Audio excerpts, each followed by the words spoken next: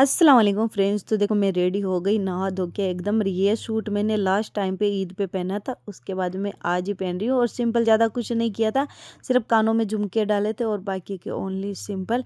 क्योंकि रमज़ान चल रहे हैं तो रमज़ान में वैसे ही कुछ भी नहीं लगाना चाहिए चेहरे पे, तो मैं कुछ भी नहीं लगाती हूँ और वैसे भी कुछ भी नहीं करती हूँ। मैं तो ऐसे ही सादा सिंपल हमेशा रहती हूँ, कभी कभार थोड़ा बहुत हो जाता है, चलता है इतना वितना।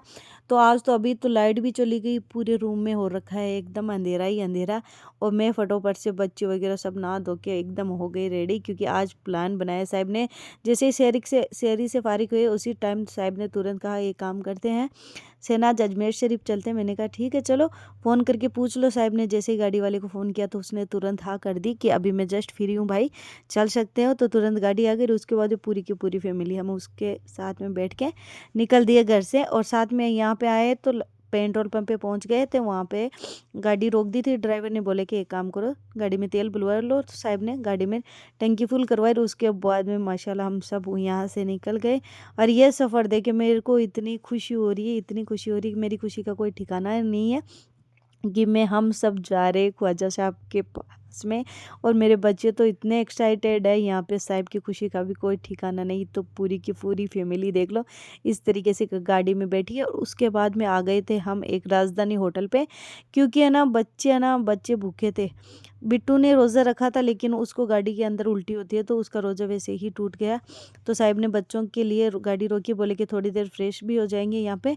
और लंबे सफ़र पे आप बैठे बैठे बहुत ज़्यादा थक जाते हो। तो यहाँ पे एकदम होटल में कोई नहीं था, लेकिन जैसे ही हमारे जाते ही एक गाड़ी और आ गई वहाँ पे।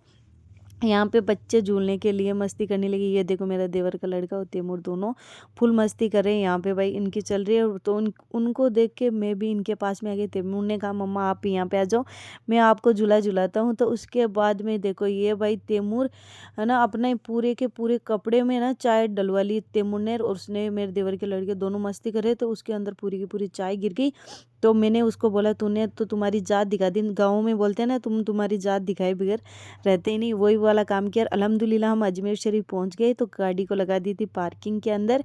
साहब ने बोला था रूम ले लेते हैं, लेकिन सब ने मना कर दिया कि हम रूम में रुकेंगे कहाँ, हमारे पास में तो इतने ही है 3-4 घंटे जो कि हम दरगाह शरीफ के अंदर जाएंगे। और उसके बाद में हम पार्किंग से निकल के दरगाह शरीफ की तरफ रवाना हुए। तो यहाँ पे साहब ने बोला शहनाज टोपी लेके आई, तो मैंने मना कर दिया, मैं नहीं लेके आई टोपी। तो उस टाइम सब घर पे थे ना, उस टाइम साहब ने कहा टोपी ले लेना।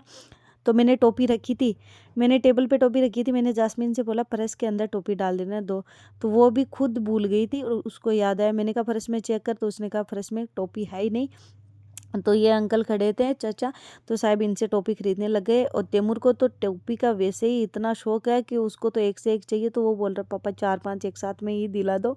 वैसे तैमूर के पास में बहुत सारी टोपी है, लेकिन एक टोपी वो ज़्यादा ओढ़ता है जो आपने देखा भी होगा।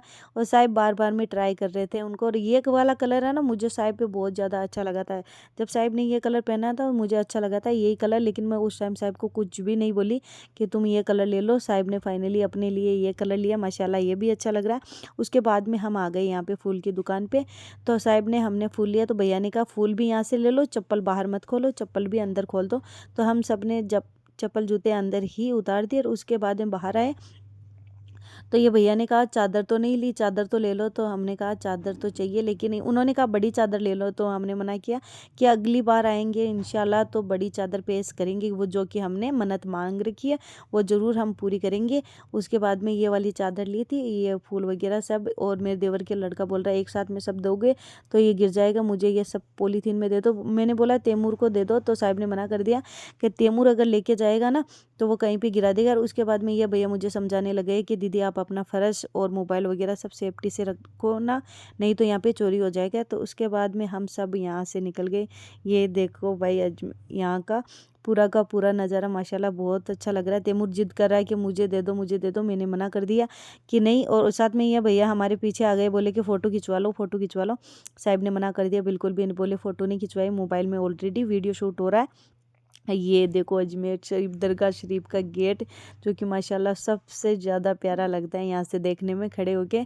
और उसके बाद में धीरे धीरे करके ऊपर आई, क्योंकि मुझे खुद को डर लग रहा था कि मेरे पास में कहीं ये फूल की थाली ये गिर ना जाए, लेकिन अल्हम्दुलिल्लाह अल्हम्दुलिल्लाह मैं ऐसे करते यहाँ पे दरगाह शरीफ के अंदर आ गई। और उसके बाद अल्हम्दुलिल्लाह सबने अच्छे से ज़ियारत की और हम असर की नमाज़ के पास में पहुँचे। तो ज़ियारत करने के बाद में सब ने हमने नमाज़ पढ़ी और उसके बाद में अल्लाह पाक से दुआ मांगी। और यहाँ पे देखो यहाँ पे चल रही है इफ्तार की तैयारी, जो कि यहाँ पे सब रहते हैं वो लोग कर रहे हैं। उसके बाद में यहाँ पे देखो कितना बड़ी मतलब दस्तरखान लगेगा, यहाँ पे लोग है ना इफ्तार के लिए बैठ गए। और यहाँ पे पूरे मतलब जितनी जगह है ना पूरी दरगाह के अंदर इफ्तार की तैयारी चल रही थी, जहाँ देखो वहीं पे इफ्तार की तैयारी चल रही थी।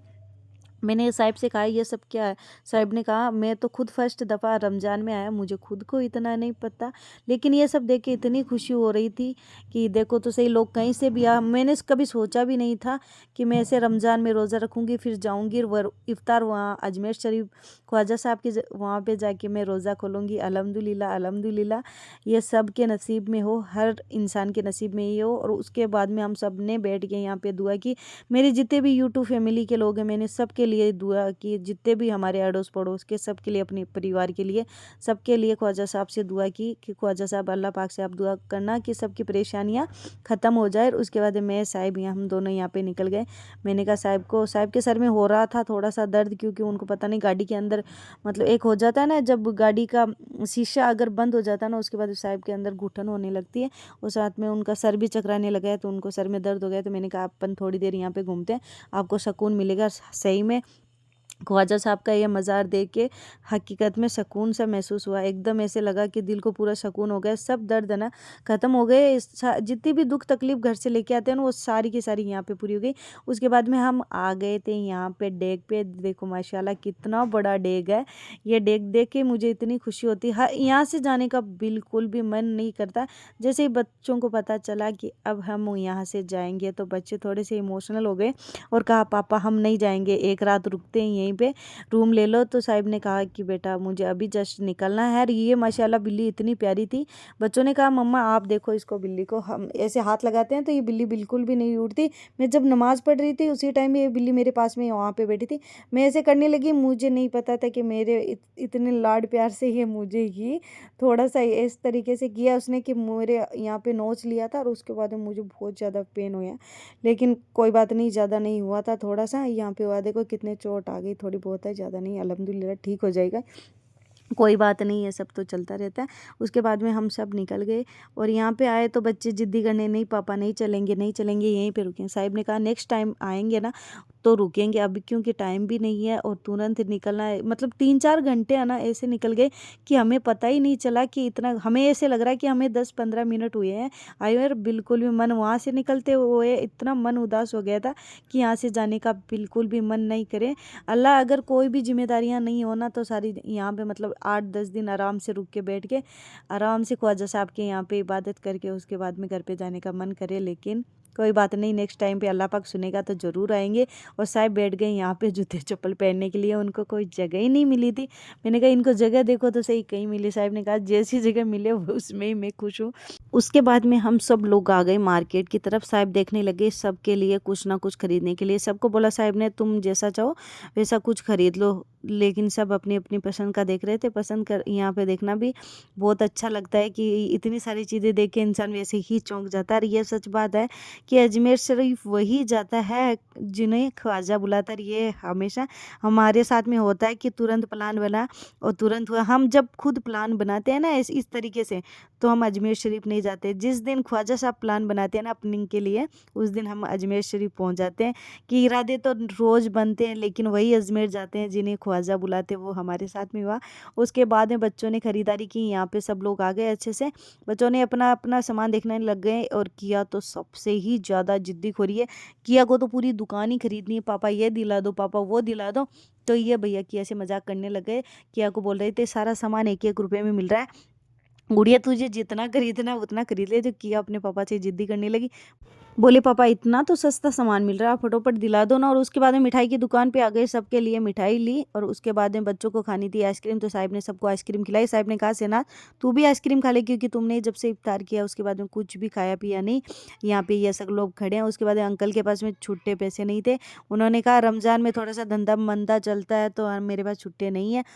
हम वेट करने लग गए और उसके बाद में फाइनली उनसे 2 आइसक्रीम और ले ली, जो कि किया को एक्स्ट्रा दे दी और तैमूर को दे दी क्योंकि वो छोटे हैं। किया को वैसे ही खाने में 2-3 चीज़ चाहिए और साथ में तो अल्हम्दुलिल्लाह ज़ियारत अच्छे से हो गई और उसके बाद में सम खरीदारी भी फुल हो गई और उसके बाद में हम सब लोग निकल गए घर के लिए क्योंकि रात को लेट बहुत हो गई। चलो मिलते हैं नेक्स्ट वीडियो में। अल्लाह हाफ़िज़।